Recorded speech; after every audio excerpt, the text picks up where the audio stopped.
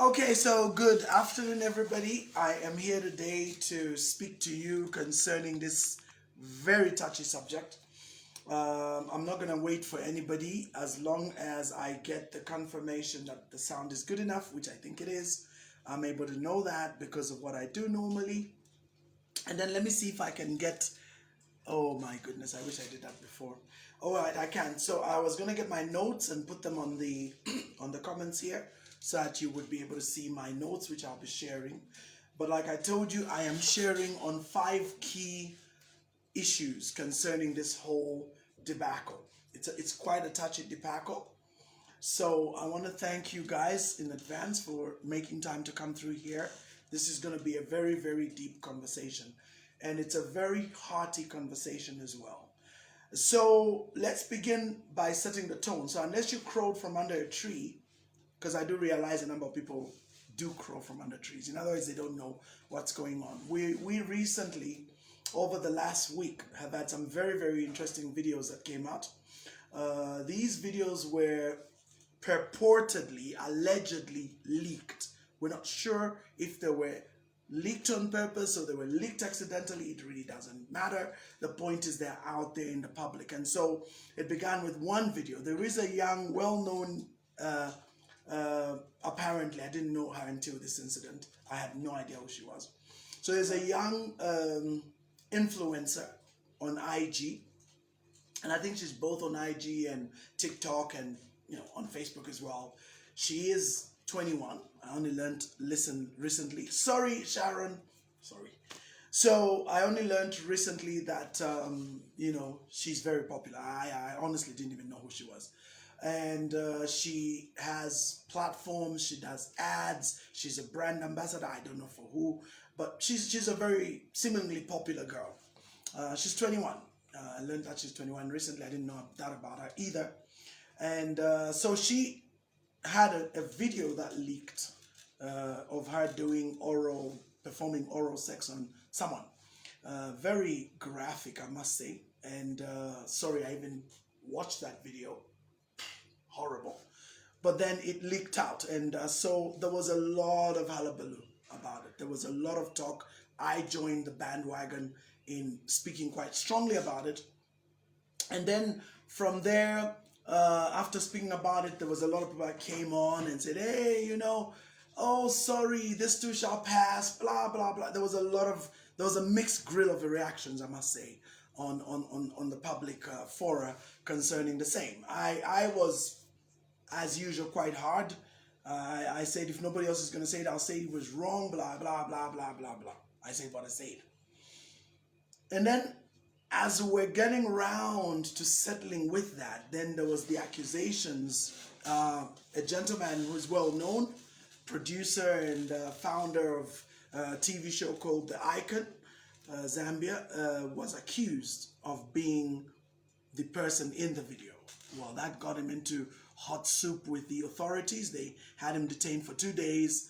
And then after the 2 days, then obviously he was released on bond. But unfortunately, that incident also happened to see that he got fired by his uncle from the Hot Media Group. So that obviously was quite drastic. The uncle had his reasons. He was very categorical. According to the statement released, he said that their brand will not associate with anything of that nature.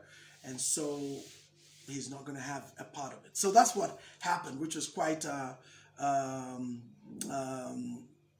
something quite drastic, I must say. And then, as if that were not enough, as soon as Kazadi came out, by evening of the day he came out, 4 other videos were I don't even know what the word is, leaked. I have no idea what's going on with these people, to be honest. So those 4 videos, I'm trying to think here. I don't even know what to say about those 4 videos because, anyway. So 4 videos were released, and even those who were on Mwaka's side were like, oh my God, this young girl. You know what's so tragic about those 4 videos is one of the videos has her filming herself. So literally somebody's performing sex on her and she's pointing the camera at the mirror and filming herself. See, that's what makes that so heavy. So she's fully participating in the filming and whatever is going on, and she's very happy about it. Well, at least that's what she projects on those videos that are being recorded. So as you can imagine, I was livid. I was livid because we even have a saying in management, in neuro leadership. We say the first time someone errs is a mistake. The second time is a decision. This was a decision. And you know, I'm going to go through my full heart to heart and speak about this. But let me give you first my raw reaction before now sitting to reflect. I will not lie to you guys. I am not amused by the whole thing. I don't care what anybody tells me. I'm being pharisaical. I'm being holier than thou. I'm being mean. As a pastor, I should be more caring. And you know, I'm the first one to throw a stone. Whatever you want to say about me is not going to change my position on this. And that's one of the reasons, and I'm really sad about that, the fact that when things like this happen, I will watch. And I'm not justifying my watching, but I am going to watch. And the reason I watch is because I'm not going to comment on something I've not seen. And so unfortunately, well, I have a very, very, very powerful network. I can get anything like that. Anything. I can get it instantly. I'm able to get what I need to get when it comes to commenting on social commentary. Those videos made me realize that this girl is gone. She is gone. She's at a whole other level. Okay? So, I want now to weigh in. Let me see what Pastor Mwaka is saying here. He's saying, worse are the people watching these useless videos, certainly. Because I had to watch the thing. Horrible video. But at least I can stand here and say I didn't distribute it, because I had to delete those immediately. My phone is a public phone. Everybody accesses my phone. All my kids access my phone. So there's no way I'm going to keep such videos on my phone. I have no contraband on my phone. But I had to watch and then make a judgment. And I tell you, what I saw on those videos show a brazen, depraved young girl. But my comments today are going to be a bit contrarian, because I know what I've just explained to you is what I feel. But now I'm going to give you what I call a magnanimous view. Hermes, whatever your name is, there's no way I'm going to distribute videos of that nature.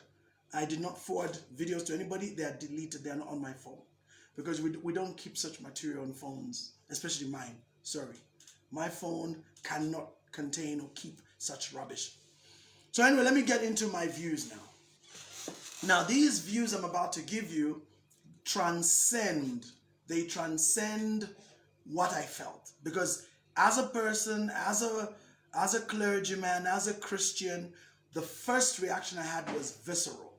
What does that mean? It was immediate, sudden, emotional, not measured. I reacted according to what I felt. And what I felt was anger. What I felt was rage. Why did I feel these things? Because of what the implication of those videos are. Because of what I watched. Okay? So let's move into my 5 points. So today I'm going to speak 5 points, and I really want you to think about these, because even I had to. Even I had to. So let's begin. So there are 5 of them, and then I'll go deep into each one. Sharon, don't even watch them. Don't even watch them. They're horrible. All right, so number 1. Why does society now treat sexual scandal as entertainment? So that's the first topic. Second, mass demoralization and cultural priming. That's the second. Very deep, this one. 3, decoy effect. What are we being distracted from? So as these things come out, what's the biggest issue pending in the nation right now? Are these videos a decoy? We'll get to that. Number 4, the hidden pain. A young woman's traumatized past. Why why do we have so many young ladies like Mwaka? What makes a young, innocent girl of Mwaka's age and her background to go into this level of depravity? What's the story there? And I think that's where a number of people who told me off were trying to point me to. So I'll talk about that. So why did they tell me off? Because I'm a pastor. I should be more sensitive. That was their saying. And then number 5, the church and society's response to brokenness. So Charles is asking, do I watch porn? No, I don't watch porn, but I watched that video. So I'm not coming in as a person who hasn't watched porn in the past. Come on, I'd be lying to you. I'm not a hypocrite. I don't pretend to be what I'm not. I came from a background where I had a very, very illustrious past. I also became a believer and then had to confront and deal with porn as a believer. I'm not going to pretend I didn't confront or find porn and have to fight porn as an individual. I certainly did. So now I'm at a place where I live a victorious life. And as a victorious person, I know that I am living in the power of Christ. But I am a commentator of events that go on in society today. And so because of that, I sometimes have to look at the evil in order to understand and give a solid opinion about it. So that's what it is. So those who want to pretend they don't watch porn, that's their business. I don't watch porn, but I definitely watch those videos, and they're not good videos. All right, so let's go into number 1. So why does society now treat sexual scandal as entertainment, okay? So here's the reason why. The enemy has been at work, and his number 1 platform for evil, his number 1 platform for evil is social media. And what is social media controlling the airwaves? You know that since the turn of the century, last century, not this one, the turn of last century, the airwaves have become the most powerful tool the enemy uses to send messages out there in mass spelling or mass casting. So that's why it's called broadcasting. So what does broadcasting mean? It means that you cast spells broadly. And the one place where the power of that is happening is through the media. Now remember that these words are not accidental. The media, that word media comes from medium. And what do mediums do in the occult? Mediums are channels. Isn't it coincidental that when you have a television, there are channels on it? And isn't it amazing that even on YouTube and all these video places, they also use channels. So a channel is a medium through which, a message is transmitted. So the media altogether is for transmitting messages. You may not see the message, but it comes through technology now. So there is a message that is transmitted through these media. So in the old days, a medium is a human being that transmits spirits and demons. So I am telling you guys that these platforms we look at, did you know that when you switch off your phone right now, it's black? Those black screens in magic are called scrying mirrors. So a scrying mirror is the kind of mirror that shows you something on the other side, like in magic. And it's interesting when you read the story of Snow White and the evil queen. The evil queen would look in the mirror and say, mirror, mirror. It interrupted. In fact, give me a second. I need to do something very important. Just give me a second. Just hold on. Okay, I'm not doing it right. Sorry. Okay, I just remembered that I had to put my phone on airplane mode and then now be able to talk to you guys. So a call was trying to come in. So I'm telling you something very critical. The black screens you're looking at are scrying mirrors that send signals through the ether. It's amazing that they use terminologies that come from dark magic and arts, and they're now used in technology, and you think it's normal. So the connection to the internet is called an Ethernet portal. So the portals are the doors that open into cyberspace. Cyberspace is also ethereal plane. The ethereal plane is the realm of the conscious existence where all these signals are passing. So in the past, a magician would have to cast a spell upon a nation and use words which he speaks into the ethereal plane, and those words would be carried in the conscious realm and begin to affect individuals. Now technology has advanced so much that we now have gadgets that are able to decipher messages, and so they can transmit their messages using these channels on these media, and you are able to receive. So what has happened is they have demoralized society through these platforms. You see, and I need you to hear this very well. When Balaam was hired as a prophet to go and curse Israel, what did he do? He had 3 times done a ceremony involving 7 bulls, very expensive ceremony, to curse the Israelites. But every time he tried, it didn't work. So after 3 times and 21 bulls later, he said, you know what? Telling the king of Moab, I can't curse these guys because these guys are blessed. So let me give you another strategy. So Numbers 24 or Numbers 25, I forget. He gives another strategy. He says, we are going to send immoral women. We're going to send, hear me well, we are going to send immoral women into the camp of Israel. So they identified Moabite women. So what would you call those? Prostitutes, of course. We're going to send prostitutes into the camp of Israel. And what are these immoral women going to do? They're going to demoralize. That means to mess up the morality of individuals. They will demoralize the children of Israel. The Bible tells us that it was such a successful campaign that 24,000 Israelites were killed by the hand of God. God raised the Levites to go and strike these people with a sword. I mean, there are such graphic descriptions of what took place. There's one instance where one of the Levites took a pole and drove it through both lovers. There were lovers in a camp.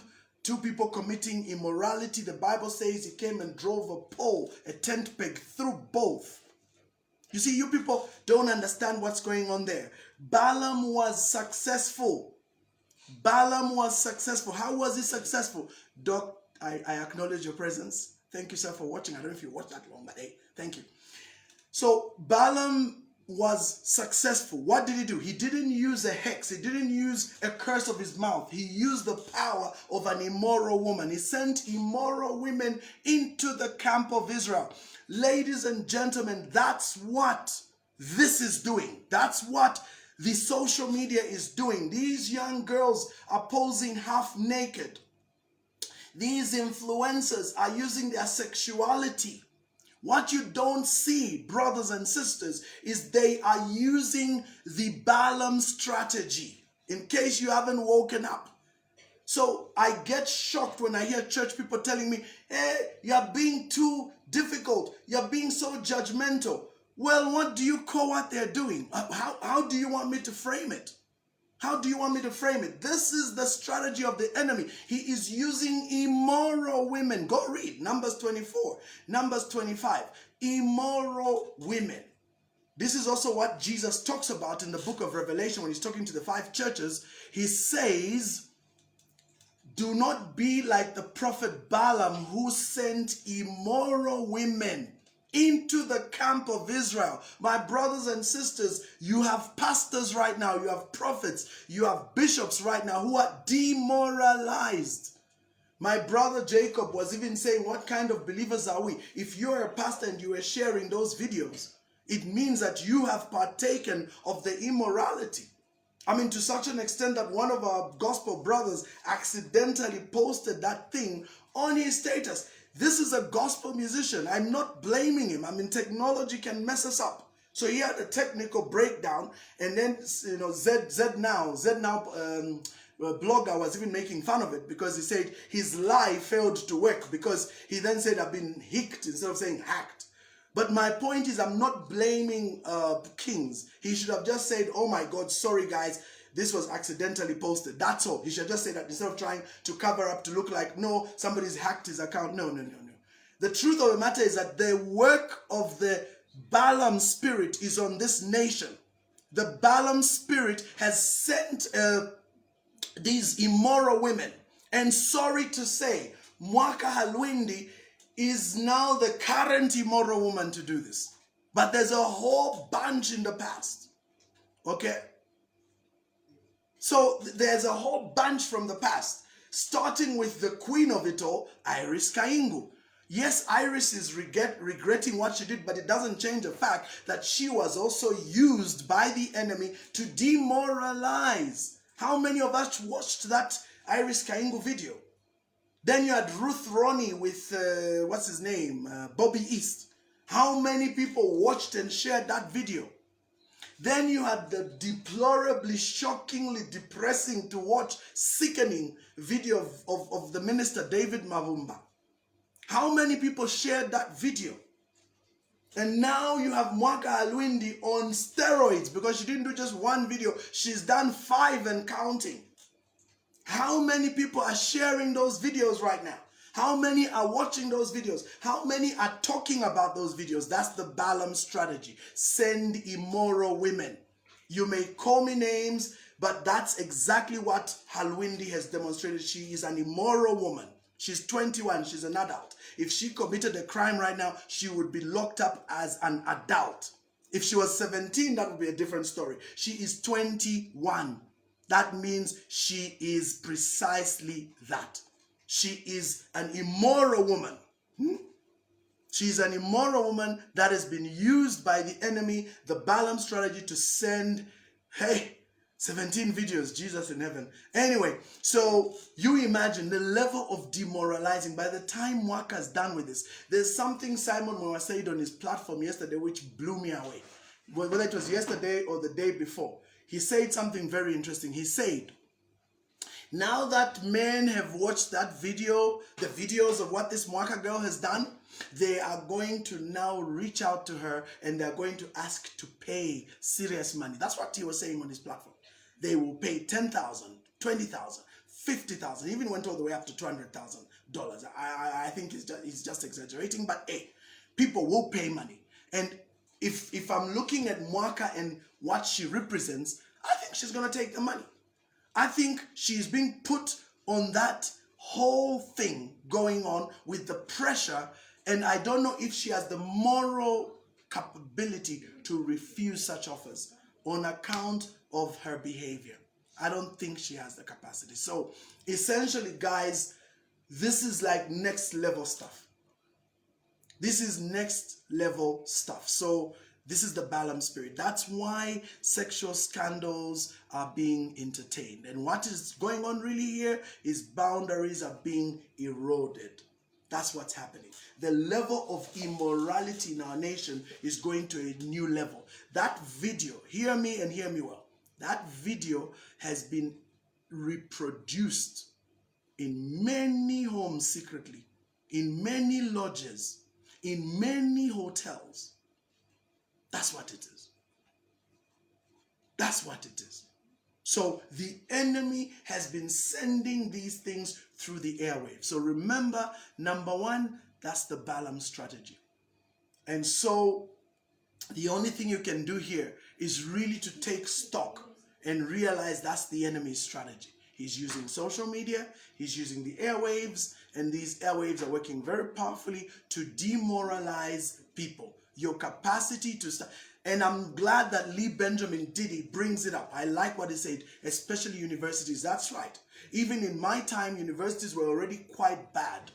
Okay? So, but now, can you imagine what's going on in the universities? The pressure that people have to meet their school fees and live their lives. The number of big cars going there to get these young girls to go and further destroy them sexually. The number of men that are taking advantage of young, poor little girls in these places.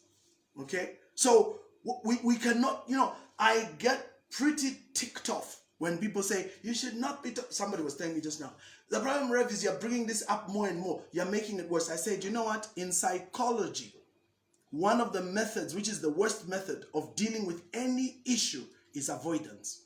And that's why we can't see progress, because people will avoid. I've got news for you. Avoidance doesn't make the problem go away. Avoidance buries the problem. But here's what happens. As it's buried, it festers. It festers and it festers. And once it has festered, it will come back 10 times worse than it was.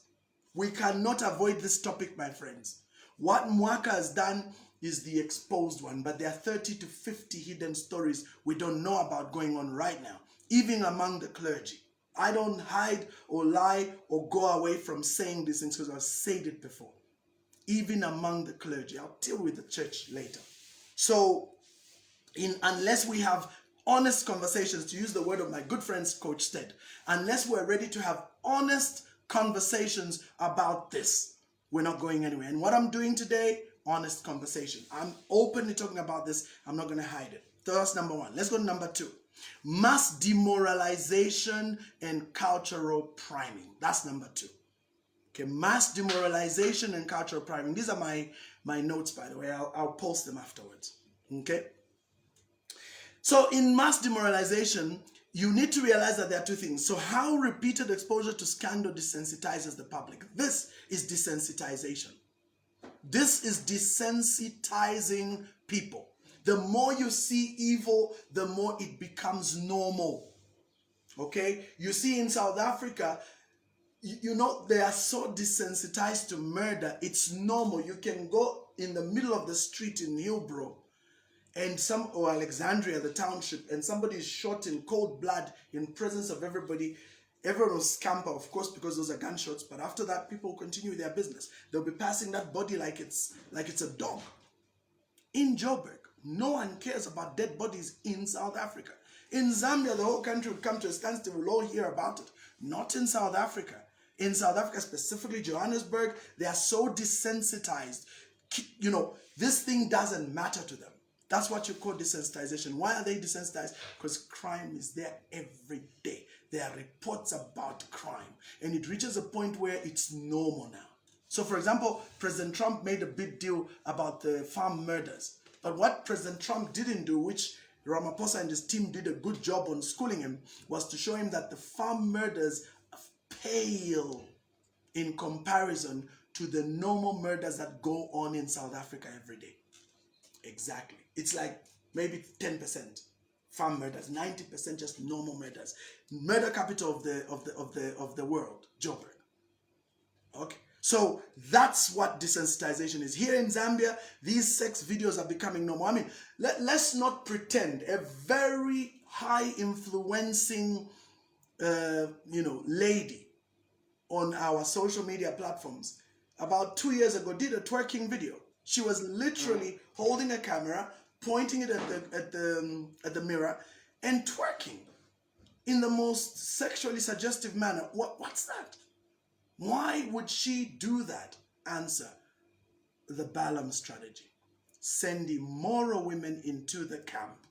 Zambia is a Christian nation, upholds its values as a Christian nation. What do you do to a country or a place where people have declared themselves Christians? And people shout and demean the whole Christian nation thing. Let me tell you something. There is no corner on Sunday where you won't hear people pray. Our Christianity is so pervasive in society that even a secular meeting will begin with prayer. That's how powerful Christianity has entered our nation. Yes, it's religious. Yes, it's got issues, but we are very, very much moralized in that regard. So what does the enemy do? Demoralize. Simple. Send in the enemy, and the immoral women are the way. So this demoralization is to minimize our capacity to be sensitive to these things. Now that everybody has been, shocked with the horror of watching a young girl like her do what she did in those videos, I assure you our tolerance levels for immorality have just dropped. That's how the enemy works. He throws the most shocking things into society so that once you see them, you become desensitized. That's the idea behind the LGBT movement. That's the idea behind, sorry to say this, I'm just going to say it. That's the idea behind people like Ben Lombe, who is I don't know what he is, transgender, transvestite. I don't know what Ben Lombe is, but he's a man that, puts on makeup and dresses up like a woman and behaves like a woman. You know what that's all about? That's just about desensitizing. You desensitize the public to such an extent that they see it normal. And remember, when a man like that comes out into the public and becomes a popular influencer, what are they doing? They are demoralizing. They are also standing as a model. So they become a role model, and there's somebody out there going through their own trauma and hurt, and they look at a man like Ben Lombe and they say, I want to be like Ben. I also think I can be this man, woman, whatever. That is not okay. It's just that we live in a society where people are so afraid to call wrong out, because then you'll be called a judge. Call me a judge. Call me what you want. Sin is sin, and we're going to name it. And you say, oh yeah, but even you, you without sin, cast the first stone. You know what? There are different levels of sin. There is what we can, in fact, let me just school people on that so that they understand on this desensitization. So I want to do this a bit. There are 3 levels of sin, because I've heard people saying sin is sin. Sin is sin. It's a very popular argument among demoralists and people who are depraved in the mind, who think everybody is like them. And then it's not even help, because we preach this grace message, which pisses me off, because the grace message is genuine. But the problem is people have messed it up completely and completely misrepresented what grace is. So let me teach you about sin. There are 3 levels of sin. There's what are called trespasses. There are what are called transgressions, and there are what are called iniquity. They are different. So let's begin with a trespass. A trespass is basically a sin that you do because your nature is sinful.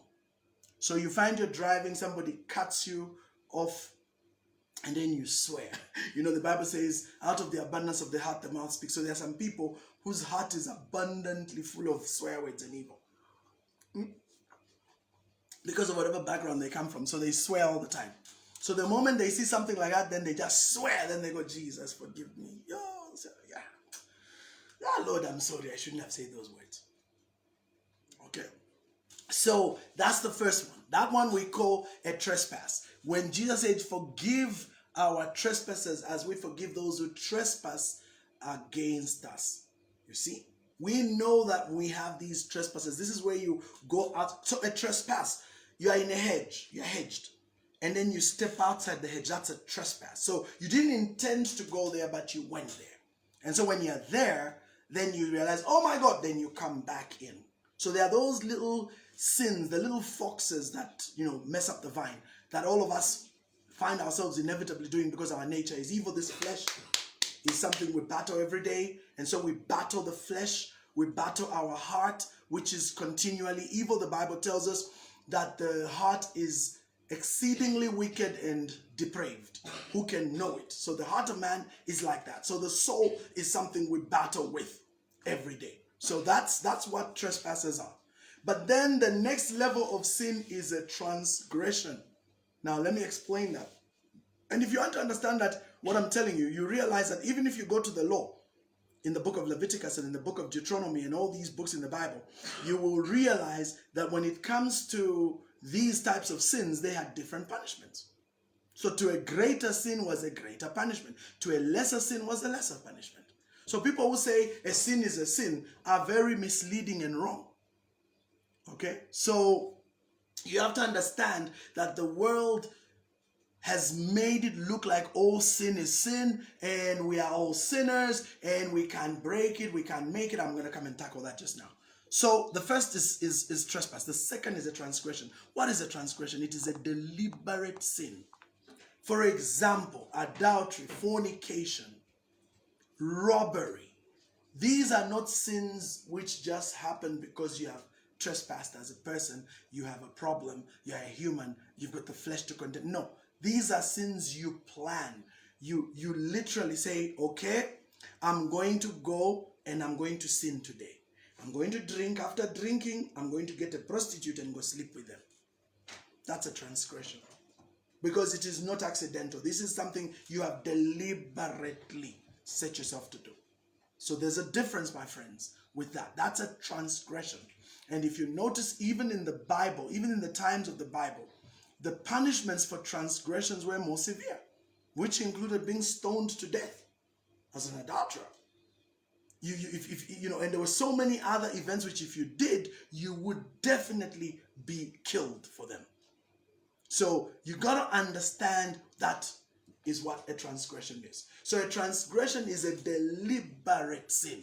So for example, this young lady choosing to film herself as she's having sex on a mirror, deliberately filming herself. That is a transgression, my friends. Don't come and start sugarcoating wrong. It is a transgression. The third one, which is where now these guys belong, is iniquity. Okay? Iniquity. Now, in iniquity, what's going on there? That's where you plot to do evil. So it's not a transgression where you're doing evil to satisfy yourself. So in the process, you go do these things because your flesh is drawing you to do them, and you plan and then do them. No, with iniquity, you are deliberately doing something to cause and promote evil. That's what the book of Romans 1:29 talks about. That these people are so evil that not only are they, then it gives a long list of things they do. They say, but they even approve those who do these things. So they go out there, they sit and plan on how they're going to do evil in order to destroy the moral fiber of a society. So they are literally architects of evil. So an architect of evil is someone who deliberately does this in order to bring about an agenda. That's iniquity. So that's a whole other level. Because that one, I don't even think one can be a believer and be in that space. I just don't think so. Because the fear of God, the power of the Holy Spirit will convict you like crazy. I just don't know, unless one isn't a believer. Bulatipange. Yeah, I think those are authors of iniquity, sorry to say. Yes, anybody who stands in the place of God as a prophet and deliberately does evil things, that's a source of iniquity. So false prophets fall in that space. The Babylon system and all they are doing falls into that space. The people that run the world and its systems, Mammon and its representatives, those are iniquitous people. People who plan to destroy entire generations through abortion and the promotion of evil and the putting up of things like what happened with the distribution of these tapes, that's iniquity. You create a sex tape. You go on public platforms and you say, I'm going to release my sex tape. You say that. That's iniquity, my friends. That's iniquity. It is an agenda. You do it. So we know, I talked about this, people didn't get me. I said there are essentially two things they're doing here with these sex tapes. Number one, it's a humiliation ritual used by people seeking power and to gain control over people. Do you know that when you watch those videos, and for some of you, not only do you watch those videos, but you do evil things with them, you draw your power into that act and you transmit your power and your abilities to them. Through that, they draw energy from you. Then they pollute your mind with this wickedness. It becomes a seed that you have to contend with. That seed goes on to do terrible things in your life. It goes on to affect areas of your life because you are involved in this. Are you aware that some of the evil going on in families, people don't know this, I'll tell you. Because sometimes we have to reveal some of these methods so that you know. Did you know that one of the greatest dangers now coming up today in the US when it comes to pornography, because people say, no, porn is just okay because it's just for yourself, it's for your own consumption. Let me tell you what porn is doing. Porn is demoralizing society, and one of the greatest, most scary new weapons that porn is doing. There is a category in the pornographic circles called, what's that category called? Step brother, step sister, step mom, whatever. What that category is doing is it is indirectly programming people into, what's the term? Incestuous sex. Now that incestuous sex, here's what's going on in America now. I was watching an interview by a reformed a former porn star turned pastor. Name is Rocco Reed. Apparently he's a very famous porn actor. Did tons of movies in his career. So he became saved and he now speaks against the industry. Rocco Reed said something that blew me away. He was on a podcast. I've forgotten the name of the podcast.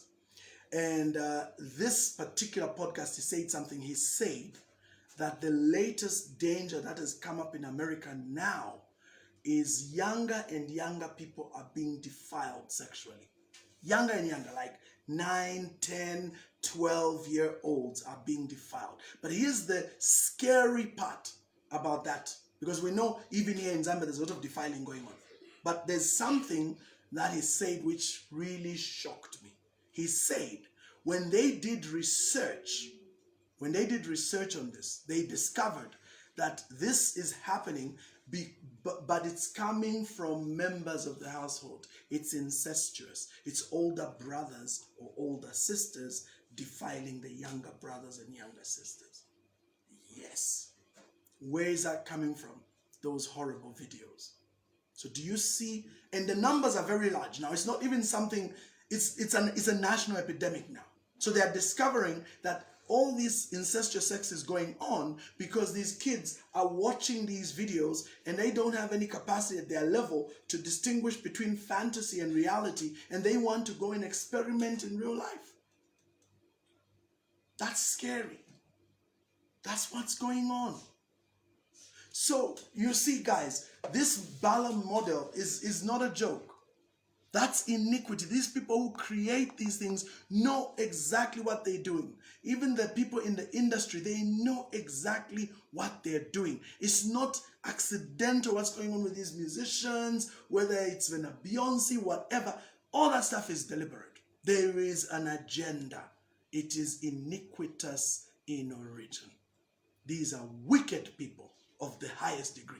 And it's even amazing that today now in church, they are hailing these people as heroes. There are people even copying their music and Christianizing the lyrics. We have artists who are doing collaborations with these wicked human beings. Just the other day we watched the Grammys, and I mean, I don't want to go into what happened at the Grammys, but sorry, not the Grammys, the BET Awards, the BET Awards, Black Entertainment Television Awards, with Kevin Hart as host. You saw what was going on. Kirk Franklin, his musicians. You saw who won Gospel Artist of the Year. I've forgotten her name. Gorilla, whatever her name is. Wicked human beings.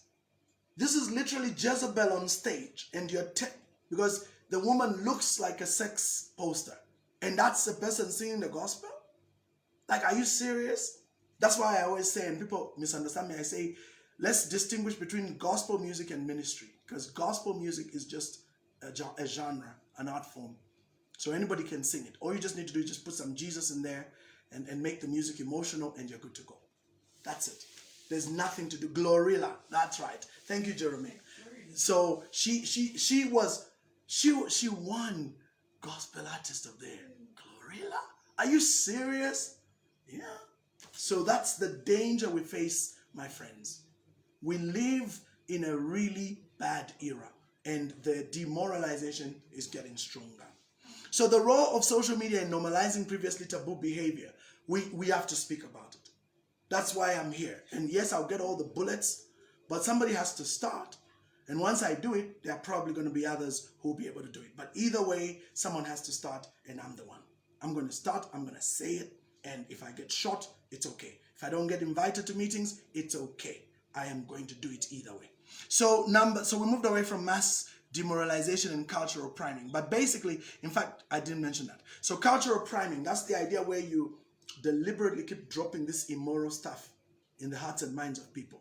So I mean, for example, back in the day, it was frowned upon to cohabit. It was frowned upon as a believer to get into fornication. These were considered sin. Today, no, they are called weaknesses. That's how you completely prime society into accepting what is wrong. The Bible calls it fornication. That has never changed. It's still the standard.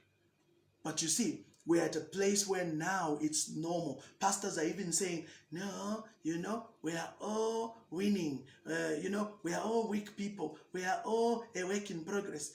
And the one that really puts me off, we're talking about it with a friend just today.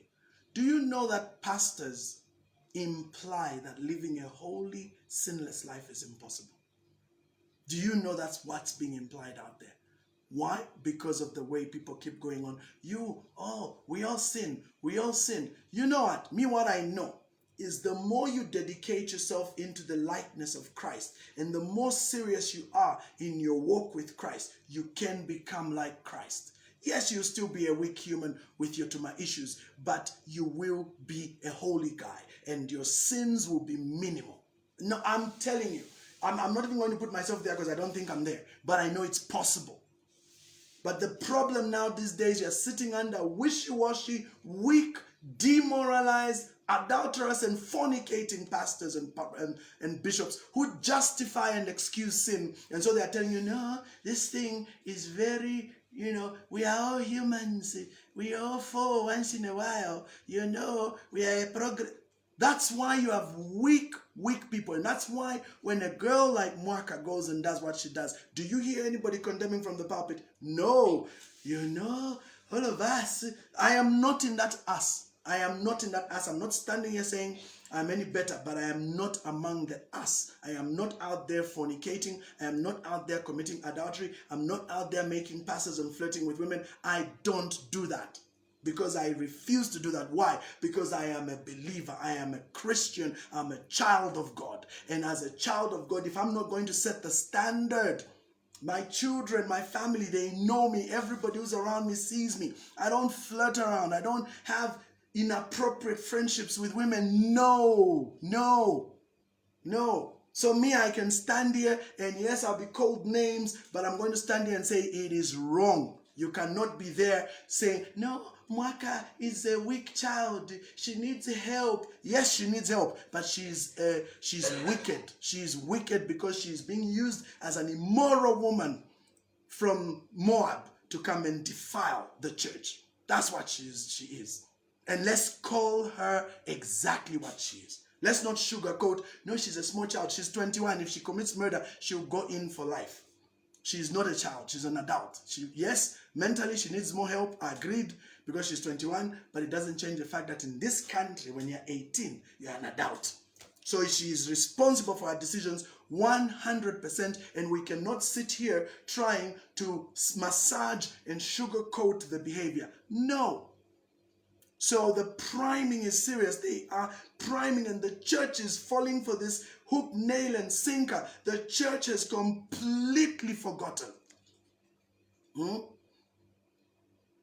So we need to realize that. And somebody's saying, why am I sounding like that Pharisee? Well, you take it the way you want. I know I have my issues as a believer. Definitely, I have my issues. But I'm not going to sit here and say it's okay to go and fornicate because we're all weak. No. Fornication is sin. Simple. But we live in a morally bankrupt society now where we are so afraid to tell off anybody because we say, no, Kylie, we are all sinners. No, we're not sinners. The Bible says that when you become a child of God, you've given the right. So when you believe in Christ, you're given the right to become the child of God. And if you are willing and truthful, you can confess your sins and you will be forgiven. That's what the Bible says. He will cleanse us from all unrighteousness. The key Jesus said to the woman accused of adultery, which many people conveniently skip, is, neither do I condemn you, go and sin no more. Those were Jesus' words. He says, neither do I condemn you. Where are your accusers? Oh, none of them are here. Neither do I condemn you, go and sin no more. A lot of people don't like that part. They just like to throw the first stone, but nobody finishes the story. And that's why we have such weak believers today, because they have lost their power. They have lost their power to have authority. That's what has happened. They have lost their power to have authority, to speak authoritatively. Okay? There you go. I like what Makai says. Porno means prostitute. Absolutely. The Greek, porneia. So what we're doing is committing prostitution with those images. So let no one say, no, we are weak. That is such a weak church. Why do you go around saying you're weak when Christ says, let the weak say I'm strong? Instead of you saying you're strong, you're saying you're weak. What confession is that? No wonder you're falling into immorality. No wonder you're becoming adulterers and fornicators. No wonder sin is taking control over your lives. That you become sin-filled. What's that word Jesus used? Tombs full of worms and dead bodies. On the outside, nice and clean, kuchechi, but mukati nima dead bodies because you've allowed sin to take control of your life. You know, let me say this for the umpteenth time. I'm not perfect. I'm a human. I mess up. I'm fighting many things in my own character. I'm dealing with crap as a human being. But I refuse to go around with that weak narrative that we are weak humans. Today, adultery and fornication is called weakness, not wickedness. Joseph told the wife of Pharaoh that this is wickedness. I cannot do this. Hold on.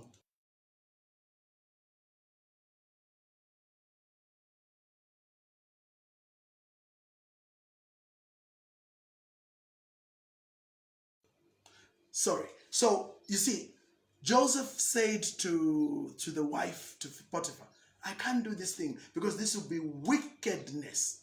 That's what he said. Wickedness today, it's weakness. It's not wickedness, it's weakness. No, we are weaky, we are all struggling. Rubbish. Rubbish. You are entertaining sin. That's why. That's why you're failing. Don't entertain sin. Let's continue. Number 3 now. This is the other one that's very interesting. Decoy effect. What are we being distracted from? I won't spend much time with this. But do you realize that many times when there's this thing with Mwaka and the whole scandal, do you know that it's a very effective tool in the art of deception? So those of you who don't know what the art of deception is, it's a strategy used by the powers that be to keep the public swayed from the truth. What is the big issue that we're not paying attention to right now in the country? What's the big issue? Think about it. What's the big issue that is so serious that we're not paying attention to? There are 2. Very powerful, and they've been used powerful as a decoy to take us away from the real issue. The real issue. So what's the real issue? The real issue is this funeral issue. The issue with Dr. Chagwalungu. That's the real issue. That's what we're supposed to be focused on right now. What many of you don't know is that this idea of using entertainment to distract the public is old. In the days of Rome, Rome, when Roman Empire was massive, okay,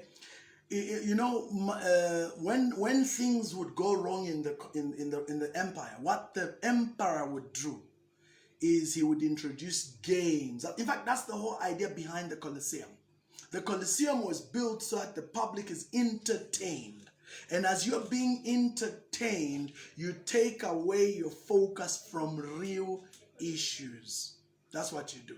You take away your focus from the real issue. And the empire was very good at that. So if you remember the movie Gladiator, what did you do? 168 days of games. What was the whole idea?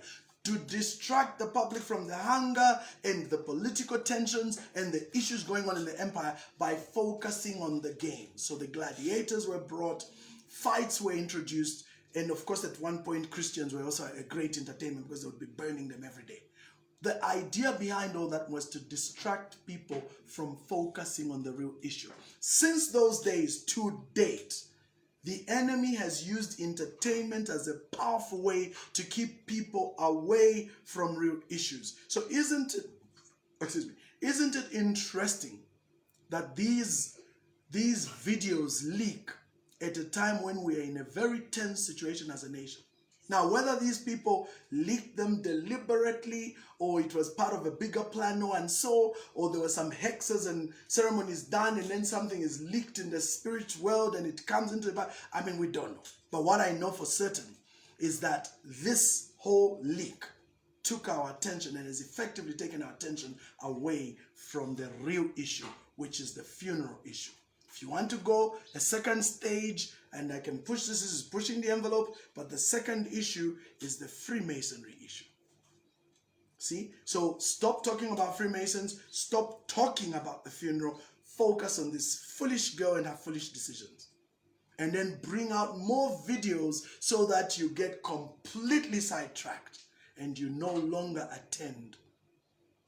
You no longer attend to the real issue. So this is called the art of deception. It is called a misdirection in magic. In magic, they call it the prestige. So when you're performing marriage, it is a very powerful, sorry, when you're performing magic, it is a very powerful way because you point people and focus their attention on something else, and humans being human at subliminal level will follow where things are pointing at. All the headlines will point that way, all the news media will point that way, and you'll all be looking that side and you miss what's going on here. So this is a decoy, my friends. This is a national decoy. What's the deeper issue? We need to solve this funeral issue. This Mwaka and her videos and Kazadi and whatever, this is all just distraction. So we cannot forget the real issue here, the funeral. Let's deal with that. I'm also praying, I'm glad Bill 7 fell through. I am very glad Bill 7 fell through. But that was another very serious law that was being passed which people were missing. The cyber laws went through, no one saw them. Same thing, they used decoys and distraction so that you were not discussing the real issues, which is your Bill 7, which is your, cyber laws. And now, I don't know, what's the new law they're about to introduce? There's another very big law that is in the horizon coming. And nobody is seeing that because everybody is busy. Mwaka. So you've been distracted, my friends, from the real issue. The art of distraction. And the enemy is brilliant at that. And so more videos are coming out. More chatter is going to go on, and you're going to miss the real issue, the funeral. We need that body back in Zambia. We need the lungus. We need whatever is going on. It needs to be done. But no one's attention is on that right now because all the attention is on this foolish girl and her foolish video. So I hope what I've said will waken some of you up to say, yeah, I think we got distracted. Absolutely, you got distracted. And they are very good at that. They always bring stories to distract you. It's not a coincidence that these stories come up at this time as far as I'm concerned. Whether they used sorcery to make that happen or it was a deliberate act with powers behind the scenes, I don't know. But what I know is this is a powerful way of distracting you. Okay? Number 4. Oh, by the way, let me not forget to say that scandal is the modern bread and circus. Modern bread. There you go. Thank you, Exchequer Kapaya, because you are always so sensitive to these things. Thank you for bringing that in. Absolutely. CCTV law has passed. We were busy arguing about Mwaka and her issues, and we've been distracted from that law. Yeah, Peter, man. So now I don't know what that law has, but it's definitely part of the Orwellian, strategy. Those of you who don't know, the Orwellian strategy is what is basically behind the book 1984 and Big Brother, the concept of Big Brother. The Big Brother, the eye is watching you. The eye, which is the eye. I heard some Freemason telling me, no, the eye of God's, rubbish. The eye is Horus. Horus is the Antichrist. Horus is that great eye that sees everything. It represents Luciferian rule. Okay, that's what the eye is. So they use that eye as an all-watching eye, and one of the most effective all-watching eyes is CCTV. These CCTV systems are all hooked up to an international system that keeps an eye on everybody everywhere. Everywhere they are watching you. And that's why they are making your cards digital, your phones digital, the money digital. Everything is digital so that when it's all done, these laws have passed. These people are too smart. The CCTV law is part of a series of laws that are going to pass without your knowledge. Because remember, these people work through a strategy called compartmentalization. What is that? That's when you have a big plan, but you don't reveal the big plan. You break it into small pieces and get different people working on different things, and no one sees the bigger picture. These laws are all going to line up to form one super surveillance law. And there will come a time very soon when you will not be able to do anything without the government knowing. This is where the Bible talks about what? You will receive a mark. And when you receive that mark, you will neither be able to buy or sell without having allegiance to the system. That's what basically that is. So people don't see that, They don't even realize these phones are tapped into. I know they are tapped into. I know they have access to your microphone and your camera. Why? Because one good day, I can give very good example. I can't remember Oh yes, I was talking with a good friend of mine the other day, and we started talking about, I can't remember the topic we talked about, but within 2 hours on his timeline on YouTube, there were suggestions for the topic we discussed. 2 hours. Suggestions were coming up on the YouTube timeline. And he was like, what? Rev, look at this. They've got suggestions. I said, yep. These microphones are tapped. They follow everything that's going on.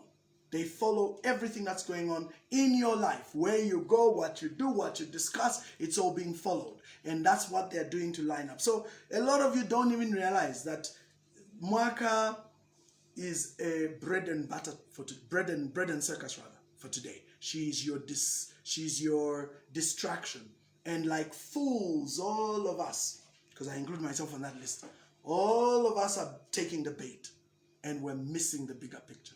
We're missing the bigger picture. These laws are passing. Did you know, I'm not sure yet, somebody confirmed for me, the seed law has passed. Do you know what the seed law implies? People don't even know how deadly the seed law is. What is the seed law? I don't want to take away from this topic, so I'll stop there. Go and read up on the seed law. You'll understand. So, but people don't see, because you're so caught up in your emotions and in the moment, you don't see the big picture. You don't lift your heads to look beyond. Okay? If you don't look beyond and see the bigger picture, you will miss it. Okay? Let's continue. Number 4, the hidden pain. Now, this is the one I really want to kind of delve into because it's quite deep. Okay? It's quite deep. This one has to be discussed. The hidden pain, a young woman's traumatized past. And that's, I think, where a lot of people were kind of touching on for me. They were saying, you're a pastor. Why do you call the young lady those names? Don't you think you're chasing her away? Well, whether I call her those names or not, has she been an agent of immorality? Yes. Has she been a perfect pawn used by the Balaam strategy to demoralize the nation? Yes. Has she been actively participating in that demoralization? Yes. What do you call such a person? And you know, for this topic of pain, I want to begin.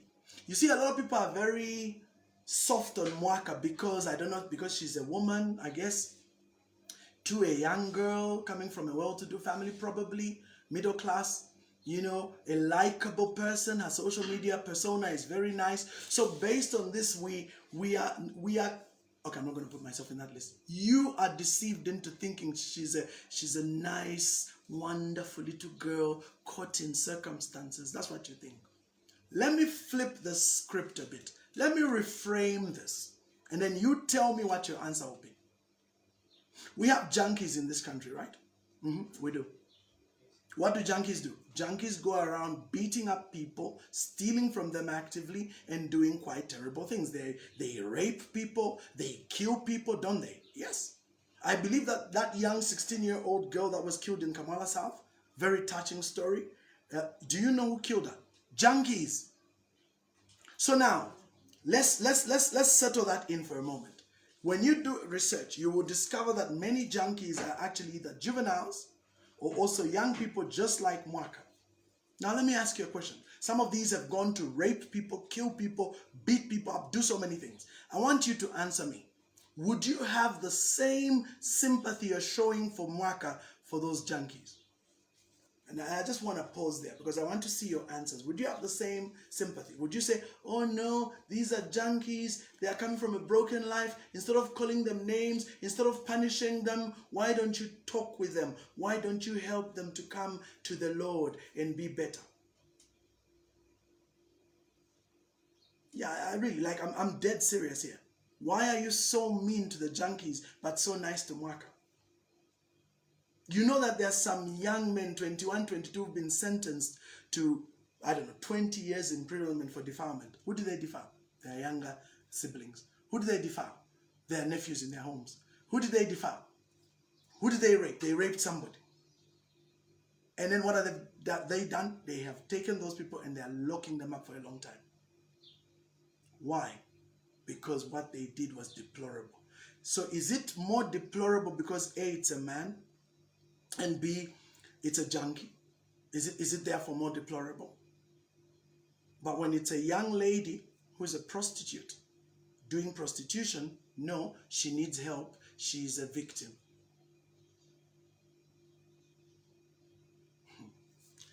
The double standards in this place are just shocking.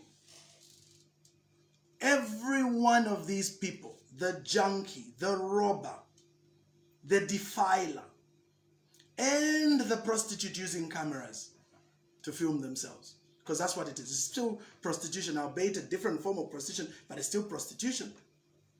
So all these people, you know what the story is with these people? They are all victims. Or Nguni is giving an excuse. Oh man, Nguni, do you know the harm Mwaka is doing to society right now? You may think that hers is just recording, but do you know the harm she's doing to society, the harm she's planting? That's why I used the story of the book of Numbers to demonstrate the harm. See, Balaam wanted to destroy the society by cursing it. It failed. So he sent immoral women. And he was able to cause 24,000 people to die. In short, he was more effective sending immoral women than he was to send a curse. And then there you're even defending. No, she was just recording herself. Do you know what harm she's doing to the entire society?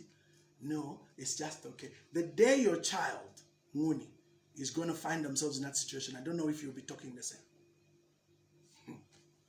You know, people just have no idea of the power of seeds and words. What you can do by speaking to someone or showing someone, and then the harm that goes on to cause is more deadly. That's why a false prophet is more deadly in my books than a junkie, because they have influence over thousands. They can speak a word, and those words can translate into damaged lives. People even die at the end of those words. That's what the words of a false prophet does to a society. That's why God was very hard on the false prophets than he was even on a prostitute. Why? Because of the harm they cause. Okay. Yes, I agree, Sharon. Mwaka is getting sympathy from the public because that's what most people do in society. Those supporting her are also doing secretly, including the elite people. 100% Sharon, agreed. So let's continue. So let's talk about now the trauma. So I want to now tackle Mwaka's trauma, because it's not normal. It's not normal for a person of Mwaka or a junkie or a defiler. It's not normal for those people to be like that. This is called dysfunction. What I want you to understand is dysfunction has a root. So let me school you a bit in neuropsychology, because that's my space. I carry out therapy for a lot of people. Society is hurting. Why is society hurting? Because of a sin problem. We have a sin problem. The thing about sin is it's not just this sin people think, drinking, smoking. No, the sin problem is much, much deeper. We say this in psychology. We say behavior is a symptom, not a character trait. Whenever you see people behave in a particular way, they are suffering from a particular issue. They have issues in their past. They have issues they are struggling with. And what happens is that they don't realize how much those issues are affecting their behavior. So whenever you see anybody behave in any way, it doesn't matter where or what. When you see any behavior going on, just know that what you're looking at are the effects. There are roots. The roots are deeper, very much deeper. And many times in neuropsychology, we look for the roots. So we don't deal with the behavior. One of the things I always say about counseling is that great as it is, it tends to be behavior focused. It looks at the behavior and it tries to address the behavior. The problem is that addressing the behavior is like cutting fruit from a tree. Yes, you will cut that fruit for that time, but by next season, the fruit will be back. This is the reason why so many people relapse back into bad behavior. People don't realize that the reason they relapse back into bad behavior is because they are not addressing the cause. They are addressing the effects. So these people who have, unwholesome behavior, like Mwaka, and the junkies and the robbers and all these people doing what you consider wicked and evil are actually dealing with a root they did not address. One man told me earlier on today, no, Rev, let's not talk about these issues because by talking about them, you keep bringing them into the public. My answer to that person was, the reason I'm addressing this is because unless we deal with the problem, what we're doing is avoiding. And avoidance never works. So there are three ways. So what causes these behavioral issues? Usually unresolved issues from the past. Many times in childhood. So what we say in neuropsychology is that when you are going through formative years, which is basically between the age of 3 and 12, your mind is like a sponge and you take in everything you see in your environment. That's why we call people that are in our lives models. The terminology is a role model, role. So there are roles these people are playing, and they are literally bring about a modeling to us. So many times children will watch what goes on in the home between a mom and a dad, uncles, guardians, whoever. And all these things are a model. They start to create a model which then creates experiences that are then absorbed by that child. They then go on to create and form a personality. Now I want to show you something profound which many people don't know. When you experience something negative, oh, by the way, oh yeah, let me finish that anyway. So when you experience something negative in life, what that does is it if not resolved, if not dealt with, it becomes a trauma, which is then buried but never resolved.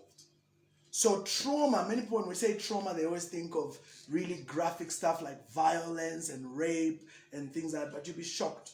There are so many things that can cause trauma for an individual because it depends on that person's, that individual's personality trait and how they handle adversity. So everybody's created differently to handle adversity differently. So what happens for a lot of individuals, my friends, is that when they go through these traumatizing events in their childhood, it could include being defiled sexually, it could include being neglected. Neglect and rejection is one of the most powerful negative traumas you can imagine. When they are beaten, whatever. What happens to these individuals is they try to process this and they can't process it well. What it's done is it has traumatized them. And then because of there's no mechanisms to deal with this and resolve it, it is then buried deep in their psyche, but it's never resolved. It remains buried. So it's like a seed. It's buried, it grows, it develops, it festers. Yes, I like that term, Sharon. Very good term, actually. A soul wound. Correct, because your soul is the seat of your mind, your emotions, and your will. In psychology, I would say your emotions are your thinking brain or your conscious brain. Your emotion is your subconscious mind and your heart brain, if you like, your emotional brain. And then this side is your thinking brain and your will. So will, emotions. These two, which is the heart and the mind, they sit under the mind. And the mind is part of your soul. And so the term soul wound is very appropriate. So what's happening to these individuals is that these things are happening, they're getting injured, they're getting traumatized, and it's being buried. Now here's what happens with all of us when it comes to trauma. There are three ways we deal with trauma. One, we avoid, or two, we deny, or three, we defy. So avoidance, denial, defiance. The most common method of dealing with trauma is avoidance. What is avoidance? Just don't deal with it now. Put it away. Kick the can forward. Just keep quiet about it. Let's not talk about it. So a child is defiled in the home. A little meeting is done. There's some reprimanding, but then it's all kept quiet. Like, just Let's not talk about this. We don't want to embarrass the family. You know, there's somebody who wants to go and report to the police. No. You know, this is going to bring shame on our family. So you bury these things. That's called avoidance. The problem with avoidance, my friends, is it doesn't deal with the root. What the Bembas call root cause. It doesn't deal with the root, which is the trauma. So that thing festers. Listen to me carefully. We're dealing with Mwaka's situation here now. We're dealing with the junkies. We're dealing with all these criminals around our world, including defilers and all kinds. I'm now giving you the root. This is what I'm talking about.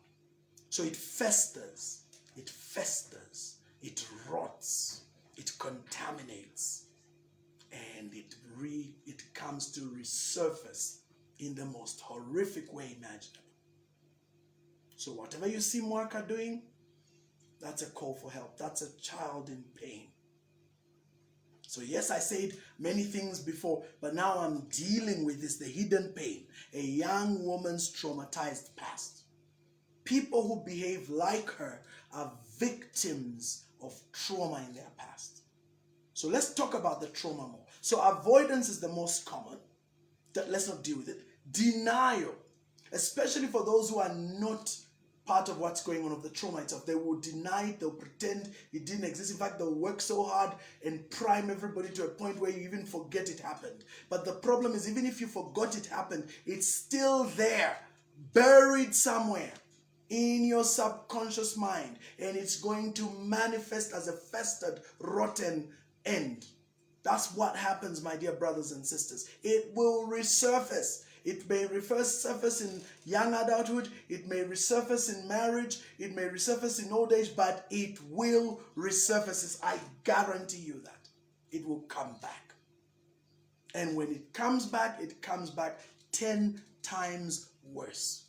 When Jesus said that when a room is clean and put in order and the demon is cast out, it goes to look for other demons 7 times worse than itself and comes back and haunts the person, and the state of that person is worse than in the beginning. For me as a neuropsychologist, that's exactly what avoidance does. And denial. So the trauma was there, it wasn't addressed, it comes back with friends. The third one is defiance. So what is defiance? What Mwaka is doing. Defiance is when you come back with this anger against society, anger against somebody. You're angry with someone. And since you can't face them directly, you use the other model, which we call self-destruction. You destroy yourself so that in a warped, weird kind of way, you get back at those people that messed you up. Since you can't sit down and have a conversation, since you can't sit down and address the issues, what's the best way to get back at them? I'm going to be the worst person so that I hurt them. This is usually directed to parents. So when you see people like Mwaka and her behavior, I'm not saying anything against the parents because it's not my place.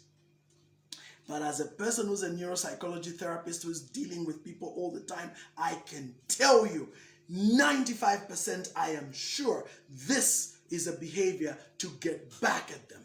You know, it's like the suicide thing.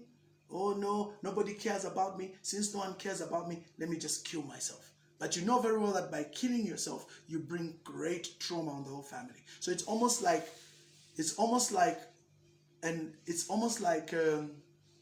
the final middle finger at the family, like middle finger to the family, you know, for what they did to me. It's a warped way of processing things, but remember, this is very subjective. This is very, very personal to individuals and how they deal with issues. And it's funny how life is, because two people can go through the same crap in the same family, same circumstances. One emerges a victor and deals successfully with all the adversity, it helps them. Another is a total wreck. Same circumstances, wreck, successful. What's the difference? It's the framing in the minds of these successful people. So I am saying to you watching right now that this young lady Mwaka and many like her, including the junkies, defilers and whatever, they may look on the surface like really evil people. But when you go deeper, you find broken people. You find people that have been traumatized by events and that trauma has not been dealt with. So how then do you deal with this? How do you deal with broken trauma? Therapy. It's very lengthy. It's very complicated. I can't even get into it in this call. But I can tell you with absolute certainty that the trauma must be faced. Now, a lot of people think that, no, you can get rid of the trauma. No, you don't get rid of trauma because you cannot unsee what you've seen. You cannot unsmell what you've smelled. You cannot unexperience what you've experienced. That's what you must remember. Whenever you see something new in your life and it comes, it creates a neural pathway. It burns a neural pathway in your brain. And when it burns that neural pathway, it's very powerful. It doesn't go away. It remains there. That's why it's called a memory. So the only thing you can do, which these people are doing, is to avoid. No, the only thing you can do is to confront. So that's what we do. So I always say trauma is like a snake in the room. So a snake comes into your room, you know there's this. So the first thing I do, like with me in therapy, what's the first thing we do? We must identify the snake. We must show the snake to the patient, to the client. They must recognize the snake. Some of these events are so deep and so painful, they have even been deliberately hidden from the individual. It's like your mind is so traumatized that it just switches off and closes it and doesn't even see it. Like even if you told the person this is what happened to you, they say, no, it didn't, because they can't remember it. Because genuinely, the mind has gone into what we call full level denial. So for example, you have instances where someone as a child is raped. I dealt with one young man who was raped as a 5-year-old. Very, very sad. No, not 5. He was 11. He was raped at the age of 11. And what is so sad is he was raped at a place where he had gone with his friends. And the older guy in that place seems to be some kind of pedo. He used to like targeting these young boys. So he tricks this young man to go into his room, closes the room, and literally rapes the young man. Literally rapes him. The young man is so traumatized, he leaves that place and doesn't know what to do. So he doesn't tell his older brother that's what happened. He doesn't tell his mom. He doesn't tell anyone. In fact, he never told anybody. So when I started dealing with him, because there was an incident that took place in his life which was very serious. I'm not going to go into the details. It was so serious, it traumatized the whole family. Everybody was worried. And one of the biggest issues that was happening to him, he was developing gay traits. So that really got the family very worried. When I took on that case, I realized that people don't become like that from nowhere. Like I keep telling you, there's trauma. So with enough talking and really getting this young man to feel more comfortable and free with me, which he did, then he revealed this incident. I felt really hurt. And then he also revealed so there were 2, which the family didn't know. That's how scary these things are, guys. So you don't know what's going on with these people. So as he was exhibiting these traits, somehow by the grace of God, they brought him to me. He was not willing to go to church. He was not willing. So it really is just God, I think. So they brought him to me. Thankfully, he was what, 14 going 15? That's a young age. That's an age where someone can still be guided. I know, because I do these things. And so using that, I had to take him through the whole process. So first, we had to identify the trauma. And that's what I mean when I say the snake in the room. So, see, many people have snakes in their rooms, but you don't even realize you have a snake. So that snake keeps coming and biting you, and you don't understand why you keep manifesting these things, why you keep manifesting these behaviors, which don't make any sense. Answer: the snake is just torturing you every day. So one of my jobs is to help people see that. Now, once you identify the snake, here's the revelation to this with therapy. Once you identify the snake, you can't kill it. You can't kill trauma because, like I say, you can't unsee what you see. You can't unhear what you hear. You can't undo what you've experienced. You can't unexperience something. They are already etched for good in your mind. So the only thing you can do is neutralize. So the analogy for neutralization is you either defang the snake, which is really great. So you continue living with the snake, but it's defanged. It's got no harm anymore. Or you capture the snake and put it in a jar so that you can see it over there. It's now neutralized because it's in a place where it cannot bring harm. That's what trauma does. That's what we need to do with trauma. You can't get rid of trauma. You've already gone through it. It's already created an impression in your heart, in your mind. There's nothing you can do about that. So the only thing you can do is to neutralize the trauma. So that's what good therapy does. It deals and neutralizes the trauma. Which then, if we neutralize the trauma, it stands to reason that then the behavior that comes from trying to cope with the trauma is not going to continue. Because remember, the behavior is a coping mechanism to deal with the pain somebody's feeling. So this young girl and all these people with dysfunction are basically hurting people that are dealing with trauma that's unresolved. So we call it unresolved trauma. Hear me and hear me well. Counseling helps, but counseling doesn't do the job. What does the job is actual therapy. And what's the job with the therapy? Identify the trauma, neutralize it, and there's a process for that. So remember that these patterns that we're seeing in influencers, junkies, sex workers, criminals are all unresolved trauma. All of them are unresolved trauma. So whether it's the prostitute in the street, there's trauma in their life. Whether it's the junkie, it's trauma in their lives. Whether it's a criminal that does despicable things, it's trauma in their lives. Whether it's a Mwaka making crazy videos, in fact, the whole pornographic industry, when you do an interview of all those people, all of them are hurting. All of them are hurting souls. The ones that seem to enjoy what they're doing have learned to mask their pain so well that no one sees it anymore, including themselves. So they think that where they are, they're happy, everything is good. But the truth is, they are not. It's artificial. And so in order to mask that pain, they must keep running to something to cope. They keep looking for something to cope. And when they get that thing and then do it, it then creates what we call a coping mechanism, a self-fulfilling mechanism. So this thing just keeps feeding back on itself, and then when they feel pain, they go back. And that's the idea behind alcohol. Being an alcoholic, being a drug addict, being a sex addict, being an addict of whatever, betting, it's the same story. It's this unresolved trauma. Now, somebody very dear to me always laughs and says, this trauma thing, it's just an excuse.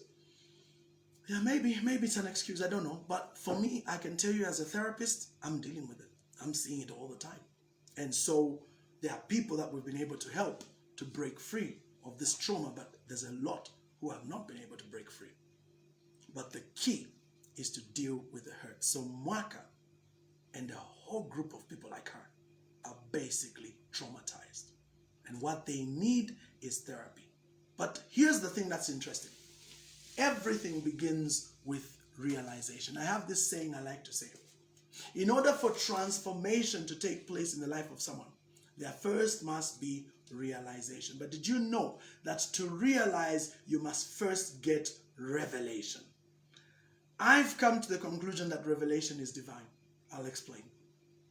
What is revelation? People don't get it. Revelation is simple. It's not some although it is, but it's not some thing in the spirit and, in this prophetic state. It's a revelation. No. Revelation is simpler than that. Revelation is simply light in darkness. So you go into a dark room. It's 06 in the morning. There's that kind of twilight coming from outside, but it's not bright enough. So you look in the room, everything is a shade of gray, a shade of black. You know what I'm talking about. They're all just a shade of something. And even though you can see the shapes, you can't tell the colors, you can't tell what they are, and you certainly won't be able to read because you can't see anything. That's what it is. So this, what revelation does is the equivalent of switching a light in a dark room. When you switch on the light, all of a sudden you can see all the colors in the room. You can see exactly what you were looking at. Oh, that's a brown shirt. Oh, that's a cup. It looked like a can. No, it's a cup. Now you can see stuff because the light is on, and you can even see what's in the cup. And here's the part I like: if there was a book there, you can now read it because the light is on. That's the difference. Whereas when there is no light, you can't see. That's why the Bible says the gospel is like what? Like a bright light. People that walked in darkness have seen a great light. So Jesus is like the light of the world. He comes to bring his light in darkness. So people get revelation. And now what does the light do? Bring about realization. Oh, there's a can which is spilled. There's water on the floor. You see, now you can see the can, you can see the water spilled, you can also see the chikolopo. You can see everything now. You can clean up the mess because you can see. Imagine trying to clean the water that is spilled without seeing. That's exactly what happens with counseling. Yes, you are mopping up by feeling and touching, but you're not dealing with the root. What if it's an open tap? What if there's a leak somewhere? So when you utilize the light will show you, oh, there's a leak, shut the tap. Oh, there's this, there's that. Everything is visible. Now you understand what's going on. I hope that helps you guys understand in a deep way what I mean about therapy. So therapy is literally switching on a light in the room where there was no light. So everyone needs light. And when you get light, then you are able to realize, and then with realization, remember, there's a journey between realization and transformation. That's what therapy does. We deal with that. So for as long as an individual does not realize, you're wasting time. So even when you, as an individual, sees that there's serious problems in another person, and they've got a problem and they need help, listen to me. For as long as they themselves haven't gotten revelation, you're wasting time. And that's where, for me, prayer comes in. So prayer doesn't come in to transform people. It can't do that. But prayer comes to cause people to have a light switch on in their lives. So even when we're talking about people like Mwaka and her behavior, I've heard people saying, no, why don't you embrace her, bring her closer? Listen to me and listen well. Mwaka is like the prodigal son. He goes away from the father's home and he spends his life in wanton living. Notice the father never goes after the prodigal son. Never. He does stand at the roadside to look out for his son every day, which is the sign of the love of the father. But he didn't follow the son into that foreign land. He never followed the son into the foreign land. The son, there's one critical scripture there I love. It says, and as the son, I'm paraphrasing, as the son watched the pigs eating, the pods, he says to himself in his heart, in my father's house, the least of my workers eats better than what I'm eating here. His life is far better than mine. The Bible says, and then he came to his senses and said, here's what I'll do. I'll go back to my father. And he prepared a whole speech for what he was going to do when he gets there. So I'm not going to get to that part, but I want to show you the key word there. He came to his senses. So meaning, people are walking around veiled. People are walking around under a cover of darkness. They are walking in darkness. They are operating in darkness. And that's the aim of the enemy, to keep people in darkness. When you and me pray, what we do is we cause God to bring light into the darkness. So now when the light comes on, then people see, oh my God, what am I doing here? Now their eyes are open. Now the scales come off their eyes, and now they see. That's what that great writer was writing when he says, I once was blind, but now I see. Amazing grace, how sweet the sound. You remember the song? That saved a wretch like me. I once was blind, but now I see. So the idea behind that is the blindness of the spirit must go. And we need the light of the gospel to do that. And it begins with prayer, because prayer is the key to unlocking that. Let me now close with my last one. It's been a long transmission. I even said it would be long. So the fifth one is the church and society's response to brokenness. The church and society's response to brokenness. Okay? So there are two components I'll discuss. Are we too quick to judge and too slow to heal? Second, what does real redemption look like in cases like this? So let's begin with the first one. Are we too quick to judge? Of course. I won't even lie. I won't even lie, especially myself. Absolutely. But then this judging is based on the reality of what's going on and the harm, especially when you learn about the Balaam strategy. One thing Pentecostals love to do is carry out spiritual warfare, but I get amused that they spend excessive amount of time praying in tongues and fighting all these spirits in different gates and watches of the night. But what they don't realize is that the greatest battle for our souls is here. I'll say that again. The greatest battle for our souls is here. Now, think about your mind. Think about the power of the mind. What many people don't realize is that the spiritual warfare we talk about isn't battling demons in the territorial realms of the spirit. That's not where the battle is. The battle is the thought. The battle is ideals. What we call idealism. It's these ideas. It's these thoughts. It's these concepts. That's what the enemy throws at you and me. And those are the ones that do more harm than anything else. So we have all these concepts and ideals that are coming to fight against the child of God. Let me give you a very simple one. And it's a powerful one.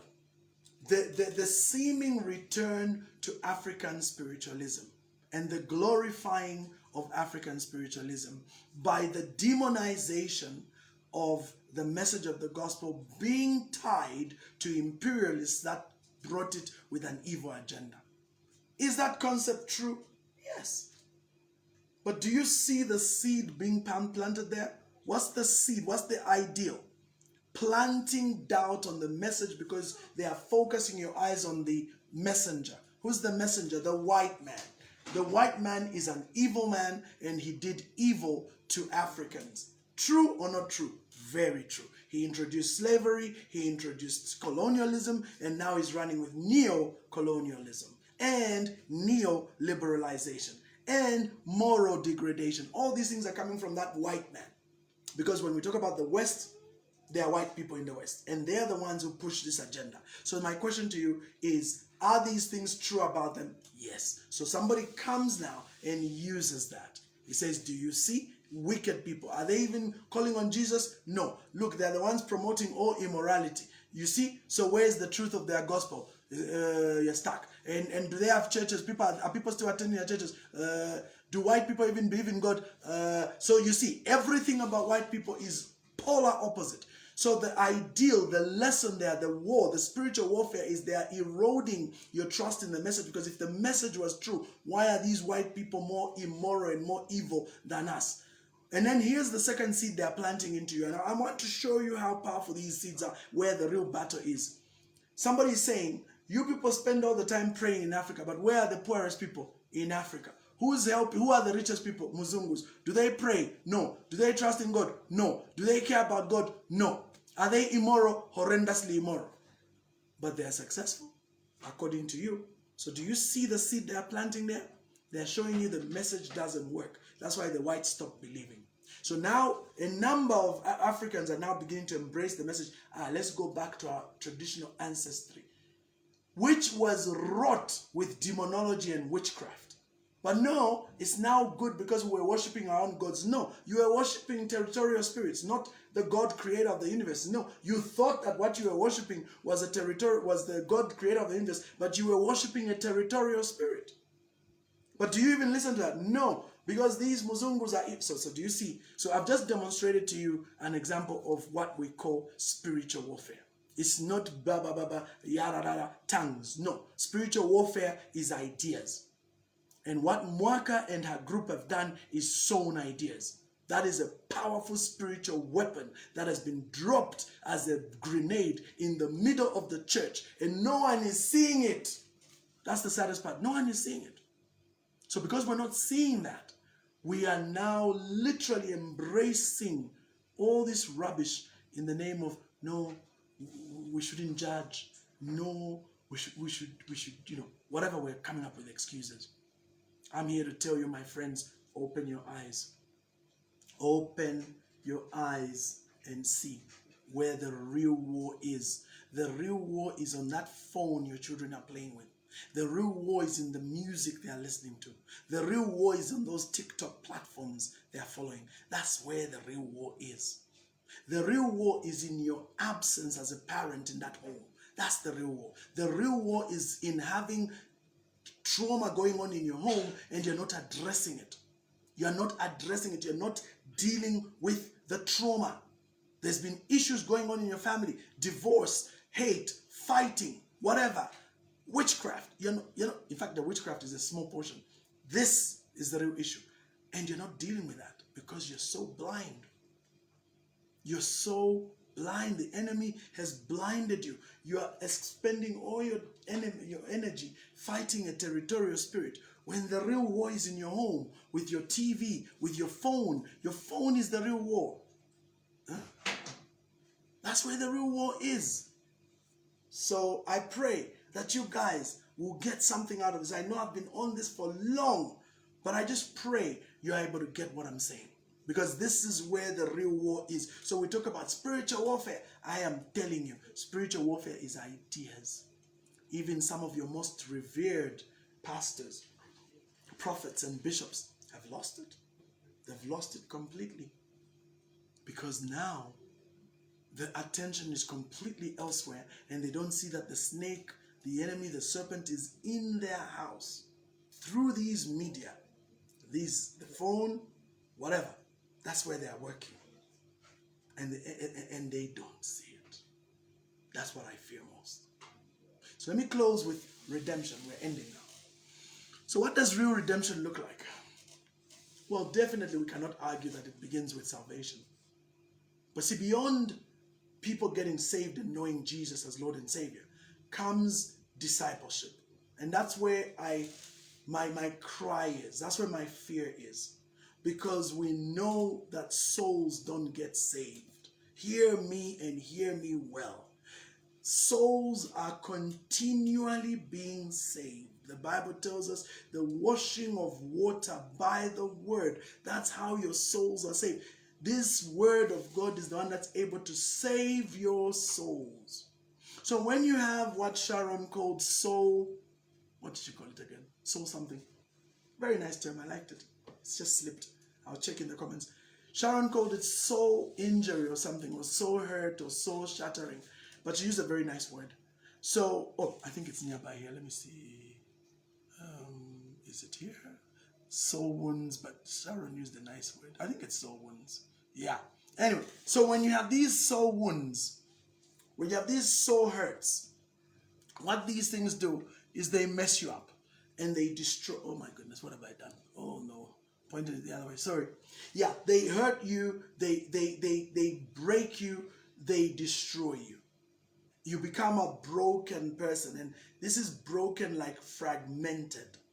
Some people have soul fragments because of what's gone on to them. They went through trauma and they had a fragmentation, and now they develop what we term in psychology as alter or multiple personalities. Some even go on to become schizophrenic because of the trauma they went through in their childhood. It's very sad. But what I'm saying is that God is able to heal and do all that and correct and go beyond. But it lies in the discipleship. This is why I'm huge on discipleship. And let me be a bit more daring in what I'm saying. There is a component where we teach the basics of faith. I'm with that. The basics of faith. When you become saved, John, the book of John, what is salvation, what is baptism, what is sin, what is this, what is that. I'm with that. Those are foundational. You can't run away from them. But I'm saying this, and I'm going to say this in a very careful way. I believe we need true discipling, which also includes life discipling. Like, we need people to rise up and begin to really disciple people in life. What does that mean? We've got a lot of hurting teenagers in schools, in colleges, struggling with these fragmented trauma in their minds and hearts. People who've gone through hell. And you know, some of these girls who end up becoming what I call organized prostitutes don't do so out of will. They don't do so out of will. They do so because they are pushed to a corner. They have the misfortune of coming into a world where the role models aren't there. And so they are thrown out there in their vulnerable state. And you find you can't even just pay for your upkeep at school. You want to work genuinely, and opportunities for work are not there. But then you're a very beautiful looking girl. What do you do? What do you do? So I'm one of those people that believes that the church needs to be real. Yeah, the church needs to be real. And even though we're dealing with discipleship at a spiritual level, I think the church has abandoned the social gospel. That's my closing statements. We have abandoned the social gospel. What is the social gospel? And by the way, even if I say the church has abandoned the social gospel, let me remove the Catholics from that equation, because they really try. The Roman Catholic Church do some great social gospel. They have their own problems, and you know, you're dealing with human beings, so there's scandals. I mean, you expect that anyway. And the Roman Catholic Church is not an exception. You will find that as well. But what I like about the Roman Catholic Church is, in spite of all these issues, they do their best to really bring a difference in society. They really do it by means, in substance, in deeds. They really do it. Something that, unfortunately, the denomination I come from doesn't do. In fact, our denomination, you almost get a feeling that the church is there to feed the pastors. I know, it's a controversial thing to say, but that's what it is. That's the feeling you get. Because in our circles, you know, they go into these townships and into these places and they preach and preach, but all they do is teach about giving and about how you benefit spiritually, and the whole focus is on these territorial spirits and, you know, demons from your ancestors. I mean, the whole focus, the framing is bad. You are in a misfortune situation because there are people in your family that are attacking you. You know, the message is wrong. When what we should be doing is real life. What is real life, my friends? It's what Jesus said when he said, I was naked, you gave me clothes. I was hungry, you fed me. I was thirsty, you gave me water to drink. I was in prison, you visited me. I was in hospital, you came to take care of my wounds and bind them. And I was a foreigner, I was a stranger, and you took me in. Don't you agree that's the work of the church? Don't you agree that that's the true meaning of what we mean when we say the gospel? When we talk about social gospel and doing the right thing, that's what it is. But the sad thing is we're in an era and time, especially amongst us Pentecostals and charismatics, where the focus is so much on what the church can do for the ministry. So there is a lot of emphasis on having people serve the church, which is not a bad thing. But it is serving the church for the sake of sustaining the church, not the community. I'm big on the idea that church should be about the community. That is something, so I'm even scared to say this, but let me say it. That is something the Jesuits nailed. See, the Jesuits, when spreading the gospel in the 16th, 17th, 18th, and 19th century, they understood that the secret is to go into societies, blend with the society, and help the society from within. And they did that very, very well. And so that's why you found that the Jesuits focused on education. They focused on hospitals and health. These were the two key areas they really focused on when they went out as apostles, as missionaries to go and plant the church. That's what they did. Now, I'm not going to talk about the other things the Jesuits do because that's a whole other story, but let's stick to just that model. They got it right. And I believe that the church today lost the plot. We lost the plot. The church today is about individuals moving into the church to serve the church for the purpose of sustaining the church. When the job of the church is a city on the hill, a place of refuge where society can go to gain rest and gain substance. In what form? By all their social welfare issues being addressed. Key among is this trauma I'm talking about. The church should be a place where people that are broken can go and be helped. Whatever trauma they are experiencing can be dealt with. We have therapists, we have counselors, we have individuals that can help broken people. We have people that can stand, because remember, in our traditional African society, we had uncles, we had aunties who stood in, we had patriarchs and matriarchs that kind of helped the community. That's gone. That's gone. So if that's gone, who's supposed to bring that in my opinion? The church. So the church needs to become a place of refuge and a place where matriarchs and patriarchs, a place where elders, a place where deacons, a place where individuals that are gifted in whatever they're gifted in can be able to help society to heal.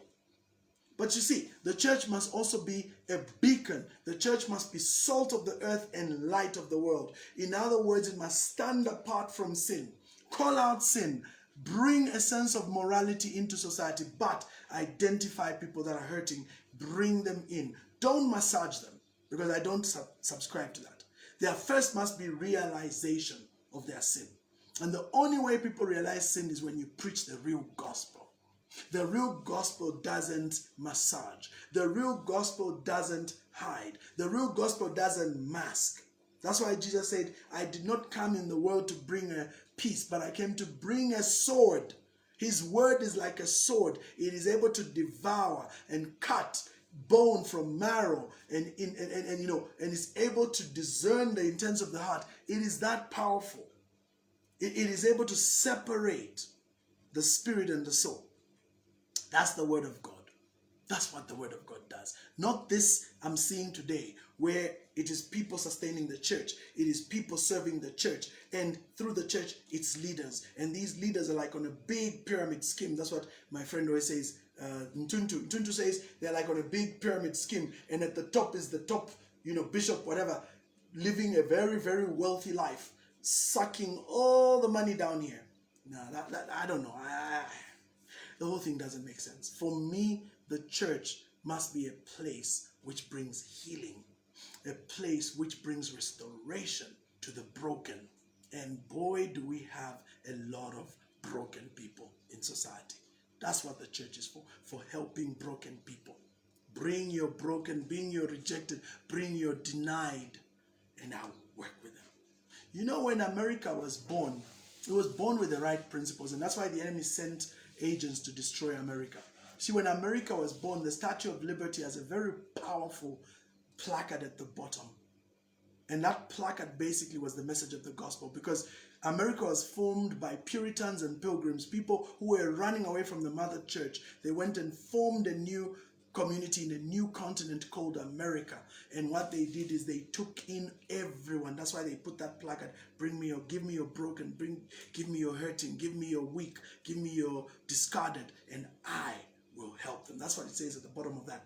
Okay, I don't get the exact words, I'm probably messing it up. But the point is, that was the idea behind. And at the heart of the United States was the gospel of Jesus Christ. They've lost it now. But that's what was at the heart of the United States. That's why God used that country so much to spread the gospel. All these Bibles, all these ministries, the greatest of anything to do with Christianity is coming out of America. And that's why the enemy sent tears and evil, so that the worst, that is that infernal place called Hollywood, with all its evil and all the porn industry and all the wickedness, is coming also out of America. See, that's what the enemy always does. He brings evil in the midst of goodness. Here in Zambia, we're experiencing the same thing. we know this is a Christian nation, and so the enemy is bringing these Moabite women, these wicked influencers on social media, so that they can demoralize us and destroy us. Why? Because we're a Christian nation. I'm telling you, we are a Christian nation. At the heart, we're a Christian nation. And to the church, be a true church. Where is your social gospel? Go back to the social gospel. Actually help people. Don't feed off people. Don't be a leech, because that's what the church has become, a leech, just sucking off the poor of the poor. But what are we giving back to those poor people? Prayers and more prayers. No, no. Prayer is good, but no.